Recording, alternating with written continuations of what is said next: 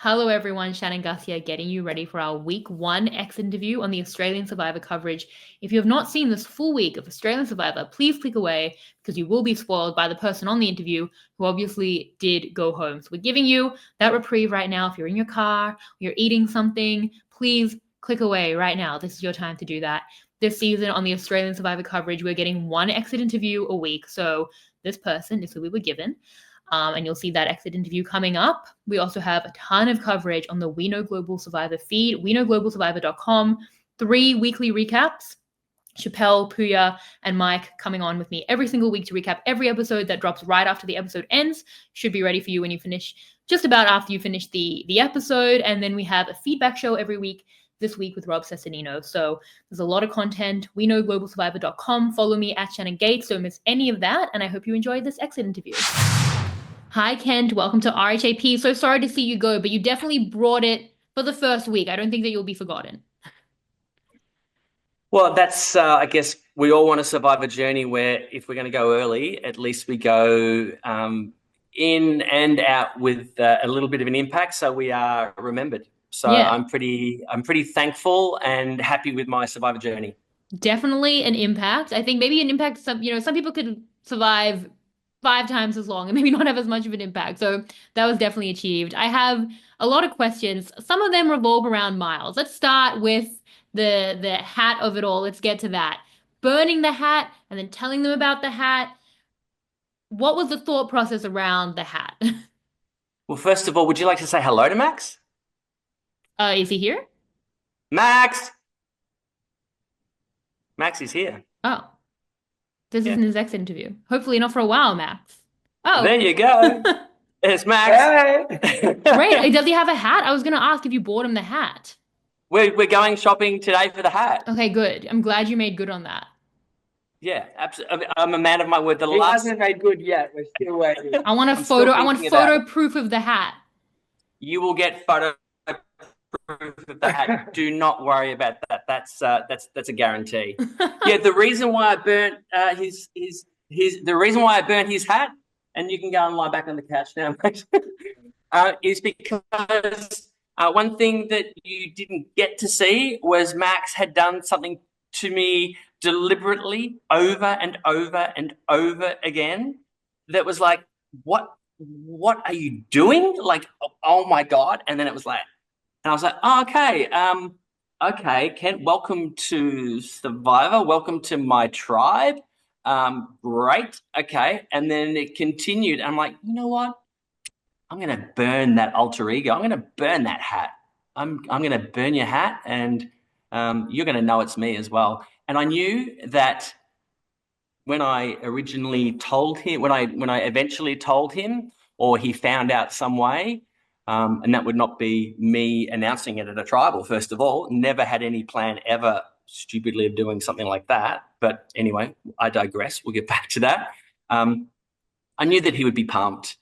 Not because the fact that I was going to be buying him a new hat or anything. It had nothing to do with me about being some guy that can afford to throw away his $2 hat and give him a more expensive one or anything like that. It was more about him and I being main characters kind of like day one. I knew that he would end up appreciating it. And lo and behold, next challenge, JLP, first thing that's asked, Max, bang, front and center, where's your hat? And it achieved a desired result. I was told night one by Miles, after a beautiful conversation that I had had with AJ, which was a sincere, amazing conversation where I found kind of like the only person I feel like I can connect with here. We kind of had this great chat, and we both walked away I felt away feeling warm and fuzzy, and I'm pretty good read, and I'm probably going to get criticized for saying this kind of stuff, but I felt it was incredibly sincere to then have Max come to me an hour and a half later and whisper in my ear, "You're the first vote. AJ and I have just decided." And I was like, oh my God, I've run around for the last 3 hours collecting firewood, chopping down palm trees, chopping coconut, because I was the mad crazy guy with the machete who was literally just working. It's the only machete we had. So I was nominated as the guy to go and do the chopping, and everyone else gathered and took away. So I was now the guy that was on the chopping block. And then the next day, Miles told everybody that I'd found an idol. And I was like, Right. oh my God. Okay. I'm the first to go apparently, and now everyone thinks I have an idol. Good gameplay from Miles's perspective. Excellent. Because when I first heard my name, I was like, oh, I'm supposed to be paranoid at this point. Why am I so calm? Then I went and spoke to AJ, and he's like, no, that didn't happen. Miles is making it up. But then the paranoia kicked in, and I was then guns blazing for Miles. I had gone in honestly, and hopefully you'll see this in some of the pre-interviews, that I was like, I'm worried about this kid. I didn't know his name at that point. I'm like, I'm worried about this kid. I can see that he will be seen as the weakest link, because I could just notice some things about him, that you won't see in 1.8% of the 48 hours that exists. Some stuff about him that was unusual, and potentially people would prod and poke, and some other bits. Anyway, so as a father figure, I just wanted to surround him with love and make sure that he wasn't that first vote. And then was he was coming for me. So I then thought, okay, well, I've burnt Max's hat. Should I need to? I can probably now tell people that Max is worried. Because he was incredibly worried. He was walking around saying, "I'm the skinniest here. Why are we such a brawny tribe and we're brains? I'm the weakest link."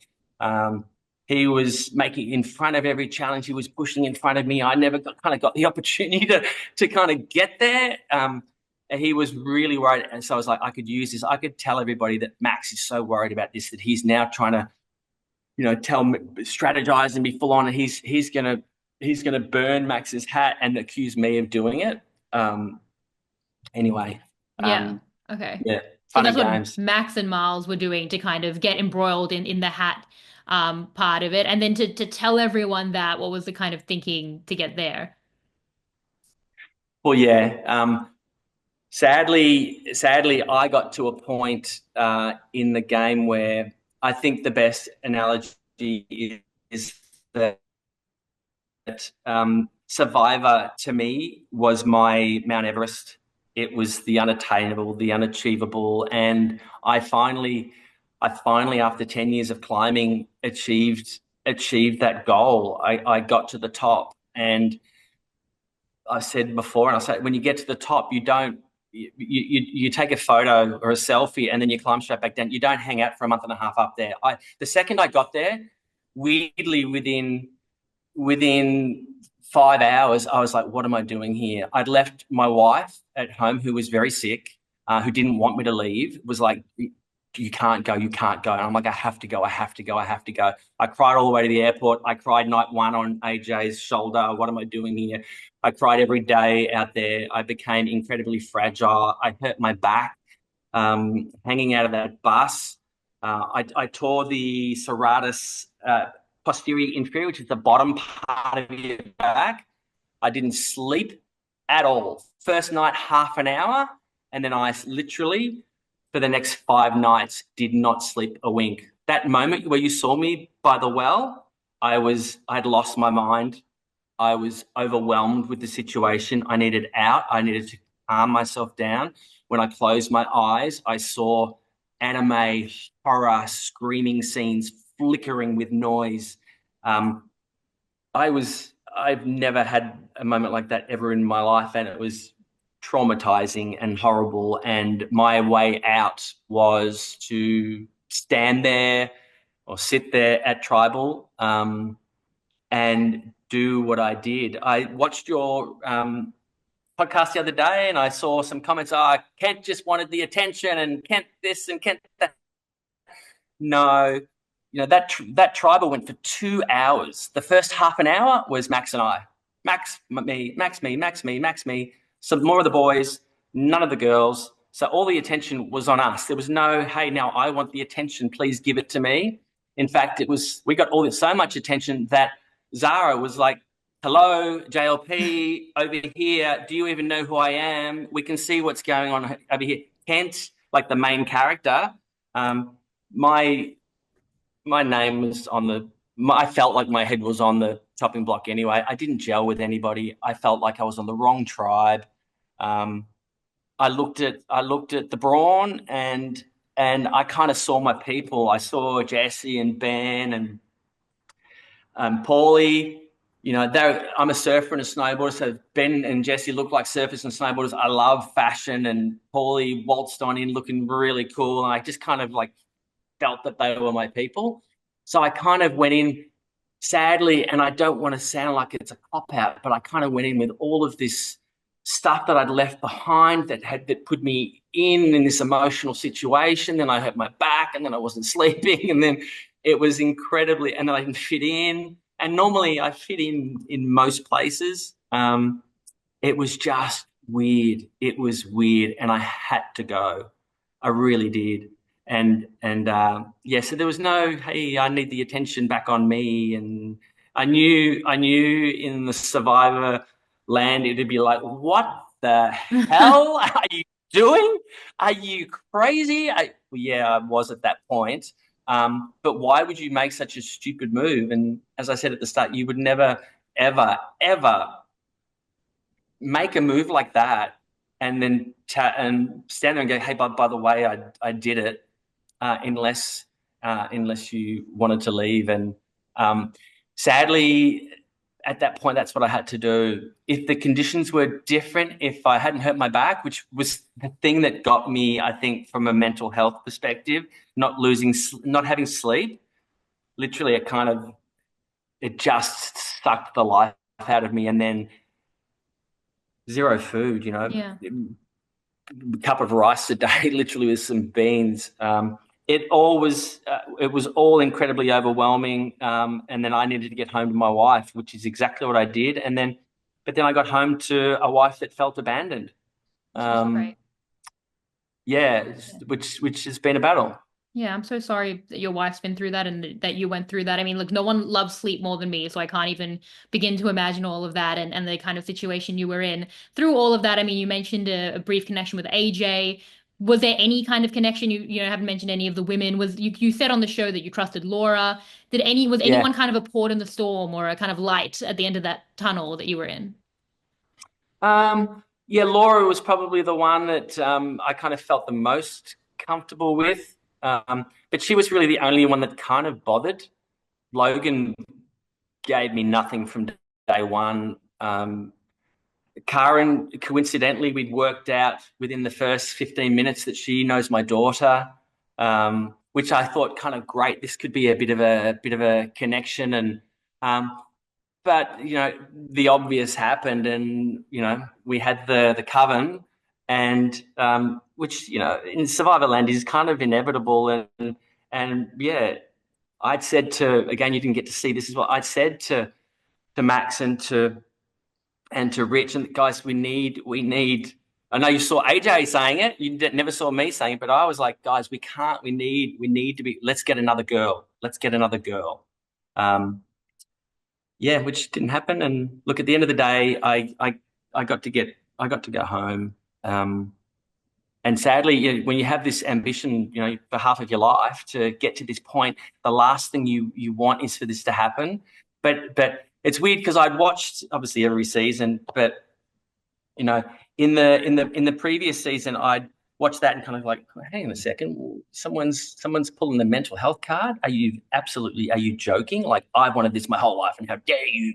And then I got voted out, and I was in London a week later, and walking down the street, and guess who I bump into? Who? Do you remember the art curator from the previous season? Scott, yeah. I was going to guess. Yeah, from Mona. Yeah, Yeah. literally walking down the street, and bang, we bump into each other. Yeah. And we had a hug and connected and had a chat about it. And yeah, I understand now. The game is brutal, especially when you can't sleep. I literally the first night I slept how a Muslim prays, on my hands and knees with my head to the ground, with my arms fully extended. And I tried to sleep like that. And I think I slept, I don't know, like maybe for half an hour. It's very tough. I mean, we're very pro mental health on this podcast, so there's no, around it being too hard and that being like a shameful thing. Like, it is incredibly difficult, and I think meant to be mentally taxing. That's kind of the point, and I fully can't even imagine what that would be like from my couch. Had anyone brought you in on the indie vote, or had anyone even spoken to you about that, or was that like a surprise to you when you were voting miles there, or like where were you kind of in the group at Oh yeah, that no, point? yeah, I had been brought in on the indie vote. I came back from my lying by the well to be told the vote had changed, and I was like, no, no, no, no, no, no, no, no, it has to be indie, has to be indie, Yeah, has to be. Sorry, it has to Miles. be Yeah. So, miles. but did you So still I was think it very, was that, or yeah? What did you think was happening like when you went to tribal council? yeah, I thought definitely that India was going to go, but I wanted to throw my votes on Right. Miles Yeah. regardless. You can't just put all the votes on one person. You have to Yeah. obviously split it a little bit, and so I said that I was gonna go Miles, and others were obviously going to go on Indy. It was sad. Ultimately, that was incredibly pivotal. Miles would have gone home had she not done that. Um, and then I would have got my way, and the blinkers potentially would have come off. Would that have changed anything? I think I still wouldn't have slept. Yeah, and I still probably would have still needed to go, and I would have had to have found my way out some way. But that was, you can't just leave. You can't just go, "Hey guys, can I go?" It doesn't work that way. Yeah. So what do? You make a stupid move in the eyes of the survivor gods, and you deal with the consequences. And this is the byproduct of it. But I wouldn't change a thing if circumstances were different. Absolutely. I've never had a mental health issue my entire life. So to feel what I felt and to become the person that I became, what you saw on the show is nothing like who I am in real life. Everything was amplified. Um, yeah, it's interesting to watch. Certainly, look, I am who I am. I'm out there. I'm pretty full on. I'm in your face. Um, but yeah, that was me on steroids, which I, there was a few things that contributed to it. Yeah. I'm sorry that, the Which, to be dream. honest, Yeah. yeah, look, it didn't play out that badly. I got to have my survivor journey, and I made an impact, Yeah. irrespective of what that impact was. Episode 2 is the praying mantis. Pretty proud of that. It was some good TV. If I hadn't have done that, if I hadn't have burnt Max's hat, what would we have had for episode 1, 2, and 3? It would have been, other than Nash's idol, kind of not much went on. It was definitely a Yeah, big plot so a good point. result. And Yeah. yeah, and one of the best things for me was, you saw in last night, I was kind of standing there going, let me hold my body weight above my head. Let me do this. Let me do that. It seemed incredibly arrogant of me to be sort of sitting there going, it was me just sort of saying, hey, I haven't had a chance to prove myself. Every opportunity, it's like I'm the last one to be called.